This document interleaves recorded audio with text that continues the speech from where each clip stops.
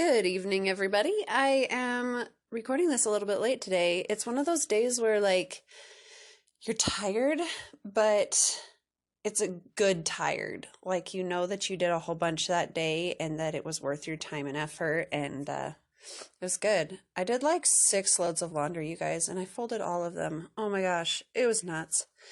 That's not the only thing I did, but no, it's one of those, you're exhausted because you did so much rather than you're just tired because you sat around all day. I know both. I know that one very, very well.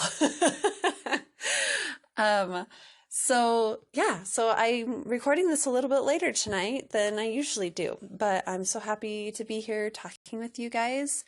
I see you, I think about you, and I just love that you guys show up from week to week and listen and hopefully learn something. I definitely hope you're learning something. And if you're enjoying this, please share this with your friends. Post it on your social media. Leave some reviews for me. You can also leave a voicemail or a voice message on anchor.fm. So yeah, love to hear from you guys. Love the support. Thank you so much. You're wonderful. Tonight, we're going to talk about finding balance in our lives, which is something that I have struggled a lot with in the past, and I still continue to work on. The way I used to think of it, and I'm sure so many of you are going to be like, why on earth would you think of that way? That doesn't even make sense. But the way I used to think of having a balanced life, it was a really kind of a distorted image. I felt like everything needed to get equal time or equal attention, right? So not everything per se, but certain things.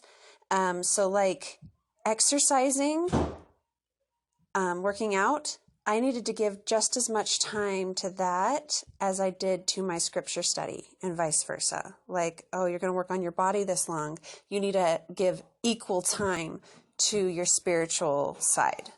I used to think that I had to balance kids and work, they had to get equal time, or I was somehow choosing work over my kids or my kids over my work, or not that I would ever choose my work over my kids, not intentionally anyway.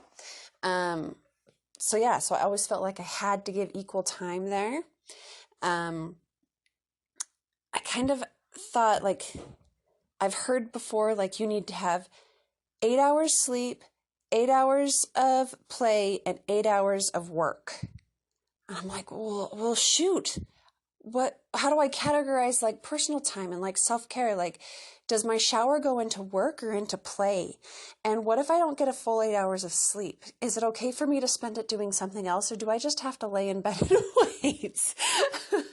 It sounds so silly now that I'm saying it out loud, but this is kind of the image that I had, that it had to be everything was on this wheel kind of, and it all had to be equal parts, equal time, equal attention paid to all the different things in my life. And I couldn't keep up. I thought I was behind and lacking all the time. I felt guilty that I wasn't separating my time equally, that sometimes I was giving more time to my work than my kids, or sometimes I was doing more exercise and not as much scripture study. Just guilty and overwhelmed, so overwhelmed and stressed. And that's exhausting, you can be so stressed and do nothing because you're so stressed. You're like, where do I even start? And you're so tired at the end of it. Not the good tired that I had today. The not so fun tired.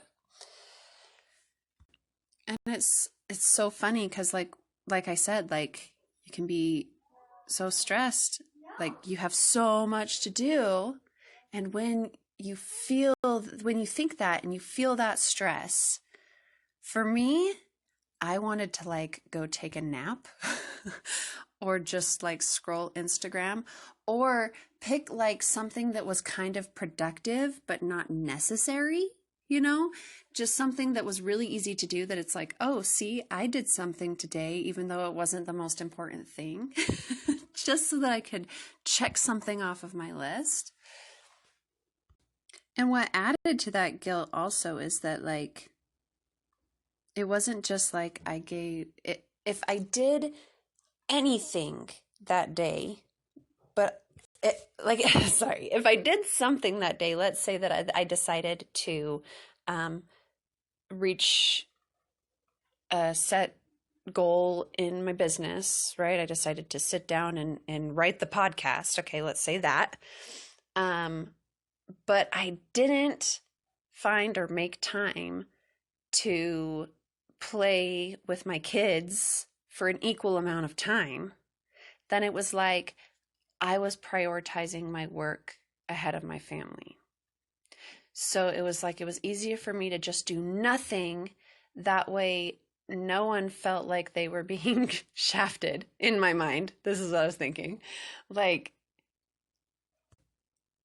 I'm not spending time with them, but at least I'm not spending time at work instead of them. I'm just not doing anything, and somehow that's better. Oh my goodness, so distorted, right? So here's how I have learned to think of a balanced life. So I want you to imagine a baking scale, okay? Not like the ones with the spring, not like the spring-loaded ones, but like the old-fashioned kind that they still use in bake shops, okay? Because they're the most accurate.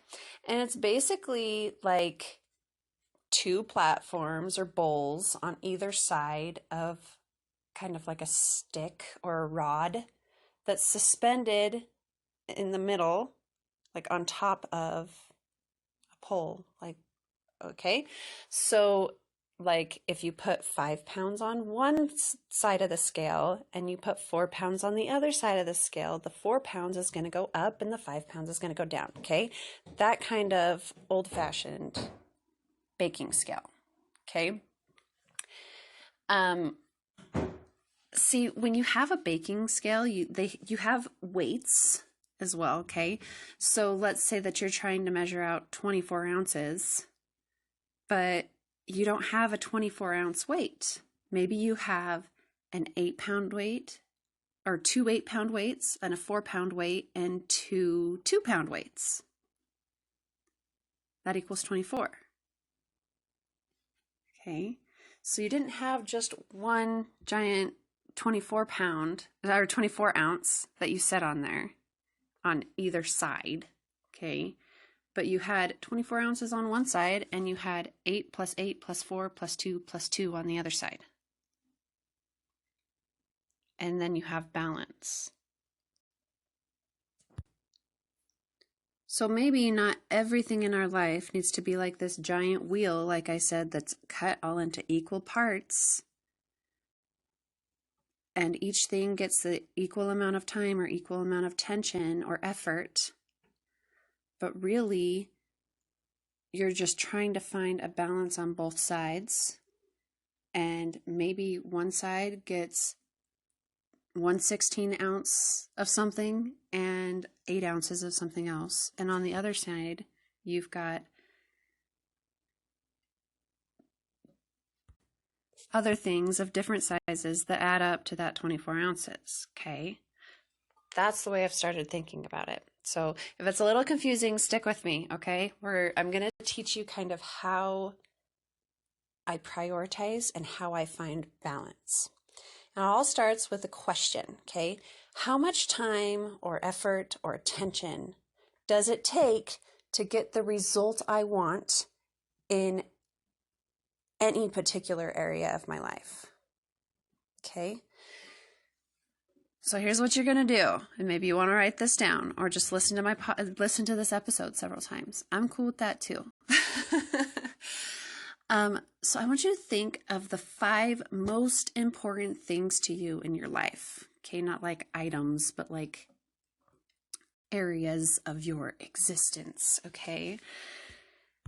The things you would say are your priorities.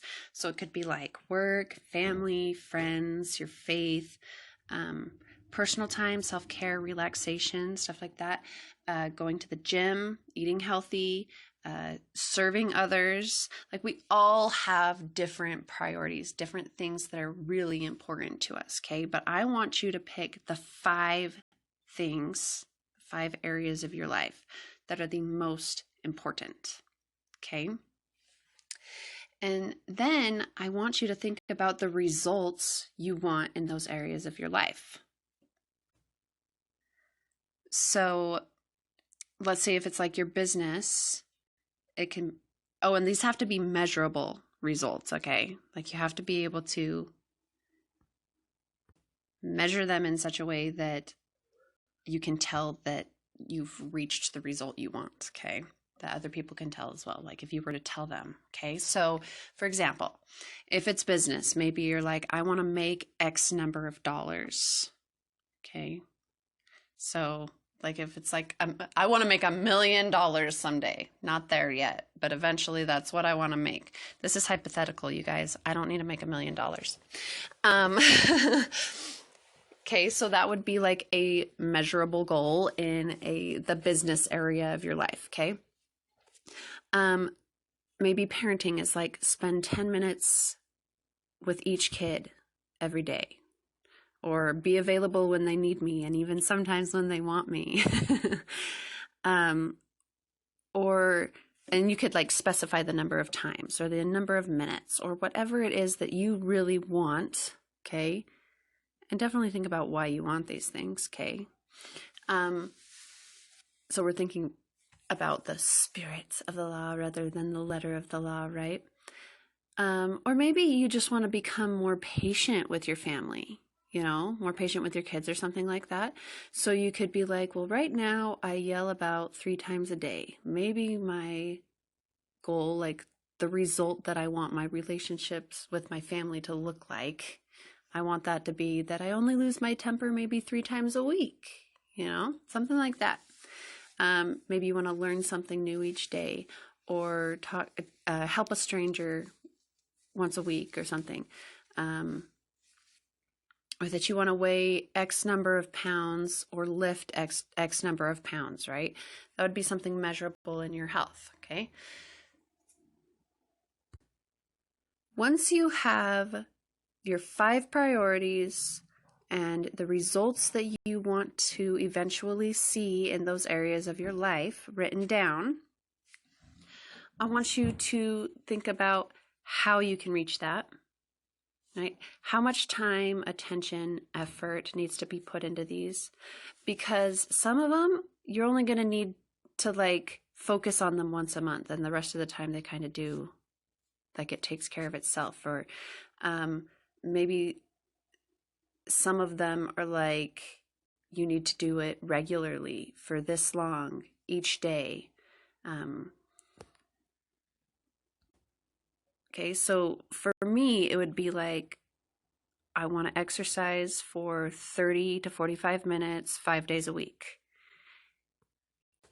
Because my goal is to be healthy and energetic, okay? And that's what I want to do to reach that goal. But remember how I said that I used to have to balance out my scripture study with my exercise? Well, I got to thinking, like, what is your goal in your scripture study? And do you really need to sit down for 45 minutes a day and read scriptures in order to reach that goal? And what I determined is, no, I do not. I can read less. I can focus more. I can try to pull out details. But I don't have to necessarily spend the same amount of time studying my scriptures as I do exercising, right? So my goal in my scripture study is to learn from the Spirit and write something meaningful down. Sometimes I can do that in 10 minutes. Sometimes I can do that in 30 minutes. It kind of just varies. So I accommodate for that, okay? And you're going to put some of these things on one side of your scale and some of them on the other side of the scale, and you are going to find balance in your life. But it does not mean that each thing in your life has to receive equal amounts of time. It means that each priority in your life receives the amount of time it needs to be successful. You receive the amount of time you need to take care of yourself and relax and recharge. And you receive, or your business receives the amount of time that it needs in order to grow at the pace you want it to grow. Your dinner receives the amount of time it needs in order to cook. Not more, not less, right? So that is how I want you to think about a balanced life, my friends, okay? We're not thinking about it being a giant pie and each piece being cut the same size and everything gets the same amount of time and attention. No. Everything, the priorities in your life get the amount of time and attention they need in order to reach the results that you want. And in order to do that, you have to know what your priorities are and what the results are that you want in those areas of your life, and then decide the best way to get that. Oh, and guess what? Sometimes that changes. Your priorities will change, or your goals will change, your desired results, or you will just find a much better way to do what you're like, to reach the result that you want. Maybe something that saves time, or that saves money, or that saves energy. Okay? So you guys are amazing, and you are smart, and you totally have the ability to balance out your life. And I hope that if you had a distorted image of balance like I did, that this helped you to understand what balance really means. And I wish you guys all the luck. And if you've got questions, I'm happy to hear from you. Thanks, guys. Have a good week.